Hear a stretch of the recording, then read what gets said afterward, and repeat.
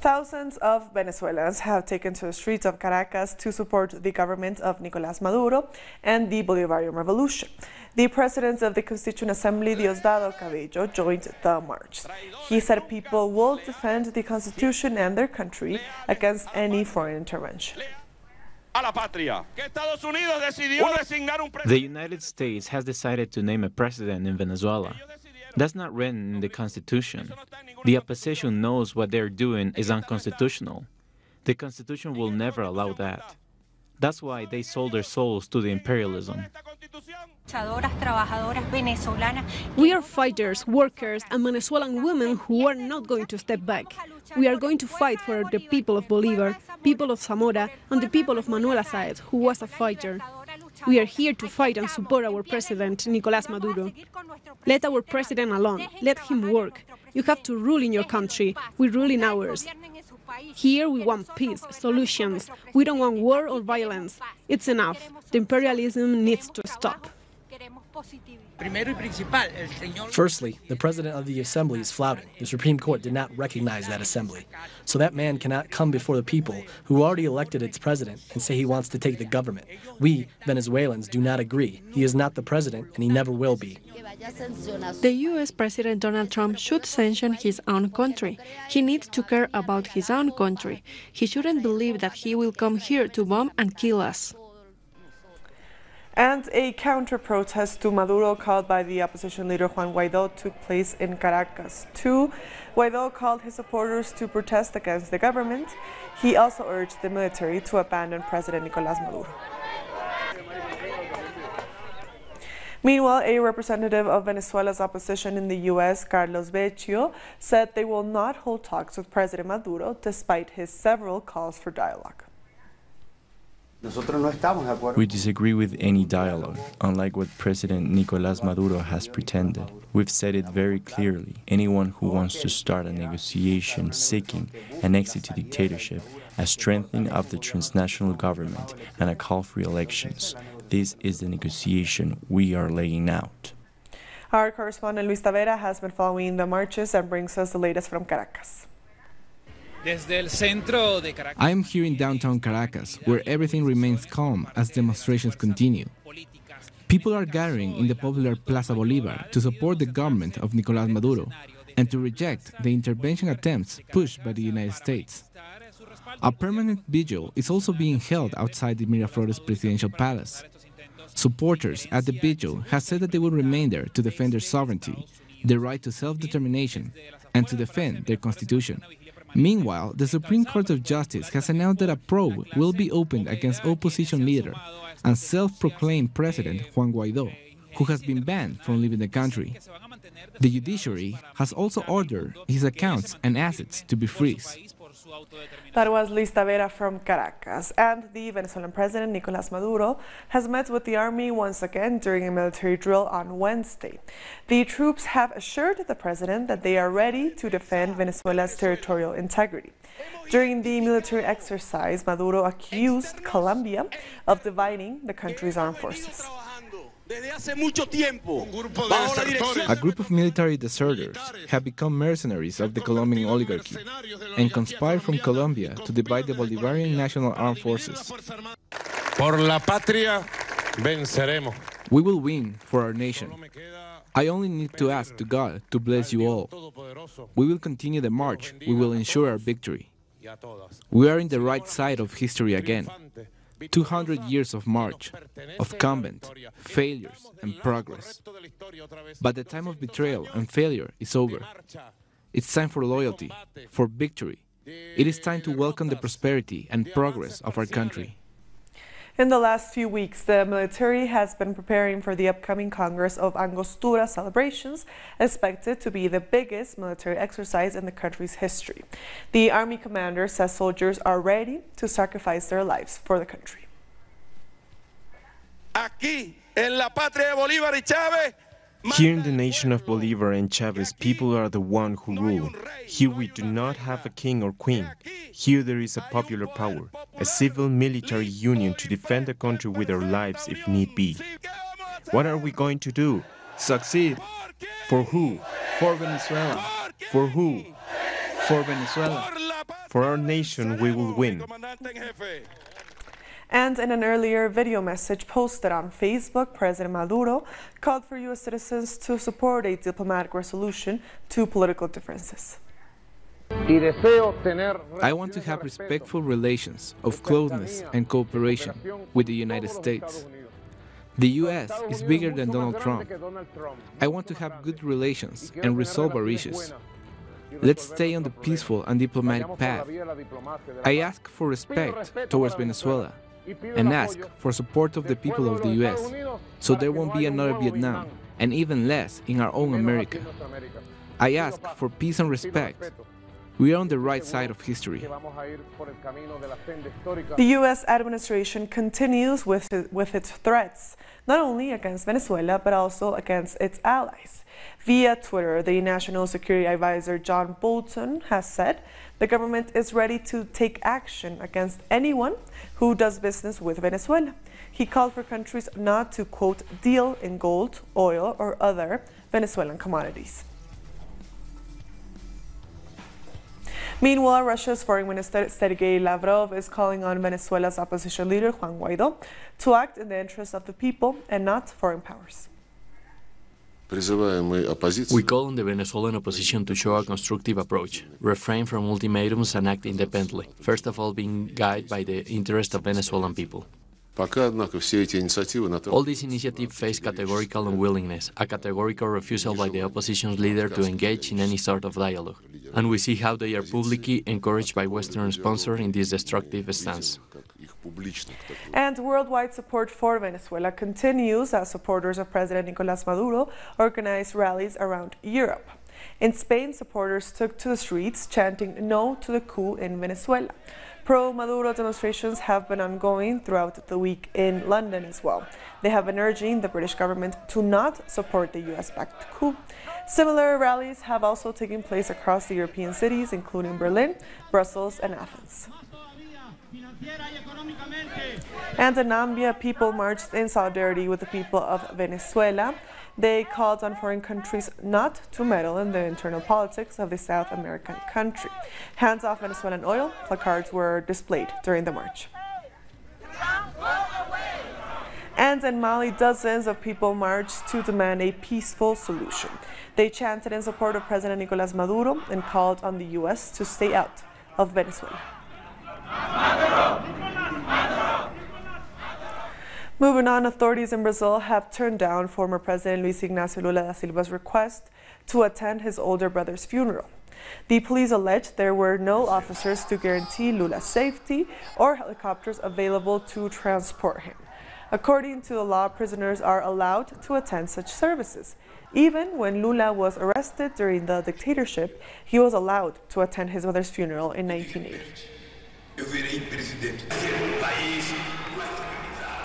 Brazil's Supreme Court granted former President Luis Ignacio Lula da Silva permission to attend his brother's funeral, but the decision was too late as his brother had already been buried. Our correspondent Ignacio Lemus from Sao Paulo brings us the details.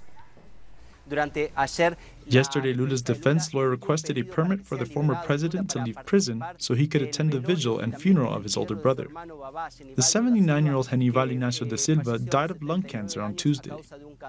Lula's defense argued that the law clearly states that prisoners are allowed to attend funerals of their relatives. Even though the Supreme Court Chief Justice permitted Lula to go to the funeral, the decision was too late, as live streaming of the funeral on various social media platforms showed that Hannibal Ignacio da Silva had been buried. Therefore, the decision proved to be ineffectual. Later, the Chief Justice allowed Lula to meet with his family at a military base. Lula's lawyer said the meeting was negotiated to compensate him for the incompetent Brazilian justice system. Left-wing parties, social movements, and human rights organizations once again highlighted the political motives of Lula Ignacio da Silva's imprisonment. They condemned that he wasn't able to bid farewell to his brother.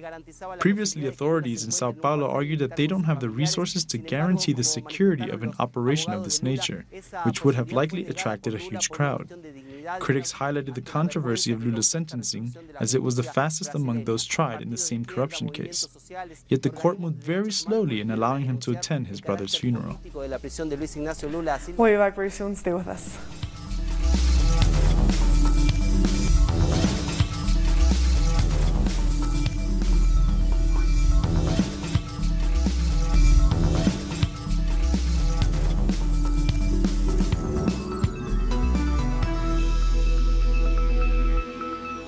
Welcome back. 2 more campesino leaders have been assassinated in Colombia. The victims have been identified as Dilio Corpus Guetio and Jose Jair Orozco. Guetio was a campesino guard and a member of the National Agricultural Union. He was hit by a vehicle and shot 5 times. Orozco, on the other hand, was shot in his home by 2 gunmen. Just over a dozen social leaders have been murdered so far for the year. Our correspondent in Colombia, Paola Fernandez, brings us the details. The murders of social leaders will not stop in Colombia. On Tuesday, we learned about 2 more social leaders being killed in the Valle de Cauca department, one of the most violent areas in the country. Dilio Corpus Gueito and Jose Jair Orozco were the victims. Social movements said the reports on the situation are not being listened to, and the Social Leaders National Security Council has met to discuss more actions. The Colombian president has also said government will announce new measures to protect social leaders.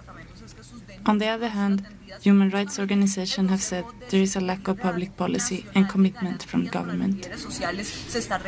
That was Paola Fernandez from Bogotá. Global unions in Brazil have staged a protest in front of Vale's headquarters after the mine dam collapse. Demonstrators say corporate greed was at the heart of the disaster that killed at least 84 people, with almost 300 still missing. According to the unions, a 2017 environmental report had unearthed flaws in the dam, which put it at risk of collapse. It's a report they say the company ignored. The company knew that this very tailing dam that we're speaking it, the one that broke up, there were leakages and there were problems in the inspections, and the company was aware of it since 2017 and didn't take any action. Waste and sludge from the mine disaster that spilled into the Paraopeba River has caused the waterway to turn reddish brown. While the toxicity of the mineral-laced sludge is not yet known, an indigenous community downstream complains the fish it relies on for its livelihood were dying. Most of us here are very rural, riverside people, so we use the Paraopeba River to feed ourselves. It gives us fish, we use it to water our plants, and now we can't do this anymore. So many people have been affected by the dam breaking. In New York, closing arguments have begun in the trial of accused Mexican drug lord Joaquin El Chapo Guzman. The arguments are expected to last about 2 days before the jury begins deliberating. He is accused of trafficking massive quantities of drugs into the U.S. as leader of the Sinaloa cartel. Guzman has been on trial since November. The Bolivarian military police has removed tons of garbage accumulated in the capital, La Paz. Waste started piling up after a landslide forced the closure of the city's dam. Bolivian President Evo Morales said a solution is close. We have rented some dump trucks and some vehicles from the armed forces. We hope that together with the municipality we are able to quickly clean this up. The indiscriminate spraying of toxic chemicals on crops is believed to be risking the health of hundreds of people living near farms in Argentina. The government is being blamed for what some are calling a public health crisis. The governor of Buenos Aires, in tandem with the Agricultural Ministry, has allowed the unrestricted use of toxic agrochemicals in both rural and urban communities. When Agriculture Minister Leonardo Sarkis signed Resolution 246, he gave the green light for toxic agrochemicals to be used in communities near farms. That means schools, households, as well as nearby rivers will be impacted. This proves who the ruling party is working for. Leonardo Sarkis used to be a Monsanto executive. This new regulation paves the way for looser laws related to the use of agrochemicals. People are already aware of the negative effects they have on the environment and on health. This is a cause for serious concern. The people aren't taking it lightly. The National Service for Sanitation and Agro-Food Quality, SENASA, is a state body responsible for ensuring the quality of products that we consume. The organization's most recent report points out that products being sold have been contaminated by fumigation. More than 80% of the products have residues of toxins that are not allowed to be used on fruit and vegetables. So what we need is a much more restrictive law. Monsanto Bayer handles around $100 billion in seeds globally and together with other companies manages genetically modified products. The Argentinian government is allowing these firms to get rich by risking citizens' health. The high toxicity provoked by agrochemicals has a direct effect on human beings, an immediate effect. The chronic toxicity also has effects in the long term, particularly related to cancer.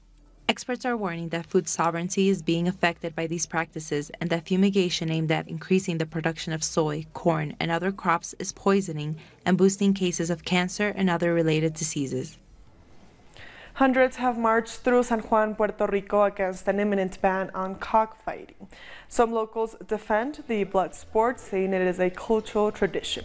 But the practice is widely criticized by animal rights groups. A cockfighting ban in all U.S. territories takes effect in December.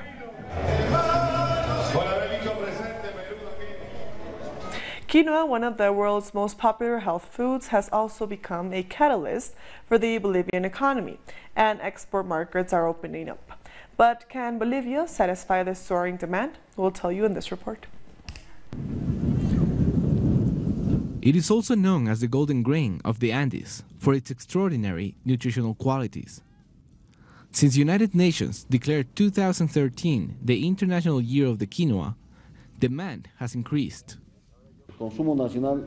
We are seeing that exports this year have been 33,000 tons and national consumption is 23,000 tons, so it's very close. It is important that the Bolivian people consume much more quinoa. In Bolivia, consumption of quinoa has doubled over the past 6 years. It's gone from 1 kilo and 200 grams per person in 2013 to almost 2.5 kilos last year. Also last year, 33,000 tons were exported, with new export opportunities with Mexico and China. What is interesting is that in 2018, we looked to the Chinese market. We started by exporting 40 tons, and now we have reached 200 tons. Small campesino farmers are the main producers of quinoa in this country. The National Association of Producers comprises 20,000 families. They are now trying to boost production and exports. The Chinese market is there. We have proposals from several Chinese companies. Therefore, we hope to concretize a deal. And they also want the product in huge amounts. So we need to be able to fulfill the huge demand. Bolivia also exclusively produces a premium quality seed called Royal Quinoa. It is grown in the 4,000-meter summit of Salar de Uyuni. It is the only grain that provides all the essential amino acids for the human body and minerals like potassium, calcium, phosphorus, and iron.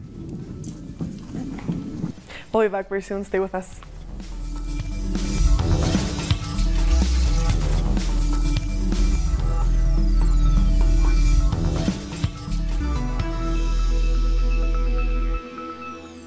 Welcome back. The President of the European Commission, Jean-Claude Juncker, has said the UK Brexit deal was the best and cannot be renegotiated. Speaking at the European Parliament's plenary session in Brussels, he added that the Irish backstop was a priority for the European Union, as Ireland's border with the UK would become EU's border. The withdrawal agreement remains the best and only deal possible. The European Union said so in November. We said so in December. We said so after the first meaningful vote in the Commons in January. The debate and votes in the House of Commons yesterday do not change that. The withdrawal agreement will not be renegotiated. Sometimes, from time to time, I have the impression that some hope that the 26 other countries will abandon the backstop, and so Ireland at the last minute. But this is not a game, and neither is it a simple bilateral issue. It goes to the heart of what being a member of the European Union means. Ireland's border is Europe's border, and it is our Union's priority. January 30th marks the 47th anniversary of Bloody Sunday in Derry, Northern Ireland. On this day in 1972, British troops shot and killed 14 peaceful Catholic protesters at a civil rights march. As the Brexit negotiations continue, concerns are on the rise over the issue of the Irish backstop. It is one of the major subjects of disagreement in the deal, and the outcome of the deal could break the fragile peace in the zone established in the Good Friday Agreement 20 years ago. So I don't want to go back to what it was like in the days gone by, and I just couldn't cope with that. And the young people coming up now, I just wouldn't want them to go through the same thing as I had to go through myself. Efforts are underway to return children of self-proclaimed Islamic State fighters to their families in Tunisia. A delegation from the Tunisian government was in the Libyan city of Misurata collecting DNA from the children. Since ISIS was defeated in 2016, it's estimated 53 children of 9 different nationalities have arrived at the city's Red Crescent Center for medical treatment. We return some of these children to their families and to their countries of origin. Today we host a delegation from the Tunisian Foreign Ministry to take samples of DNA for 6 Tunisian children who live here. We cooperated with the ICRC in Misruta after identifying their relatives in the neighboring country Tunisia. And now it's time to bring you more stories from around the world. Israeli security forces killed a 16-year-old Palestinian teenager at a checkpoint on Wednesday after accusing her of trying to stab them.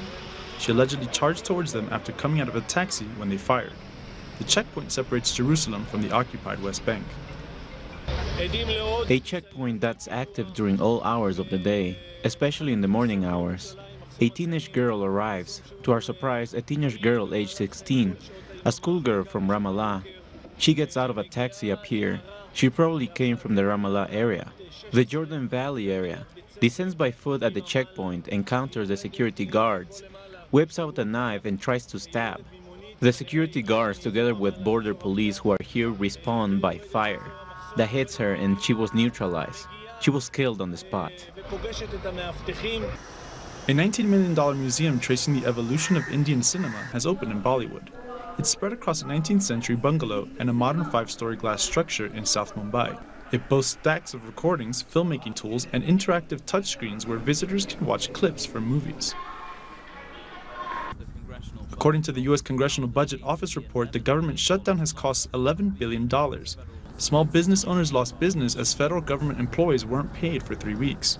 U.S. President Donald Trump on Friday signed a bill to fund the government till February 15th, ending a 35-day partial government shutdown. A young Palestinian artist has given a twist to the traditional Japanese art of origami. 29-year-old Ahmed Humaid from Gaza's Nusayrat refugee camp learned this paper folding art to form the pages of entire books into readable inscriptions of calligraphic letters. He learned about origami on the internet and now he sells his work locally. Humaid says interest in origami is on the rise in Gaza. People are very interested in it because the world is new, beautiful, and exciting. It is a new style and culture for our country that entered Gaza and the Arab society.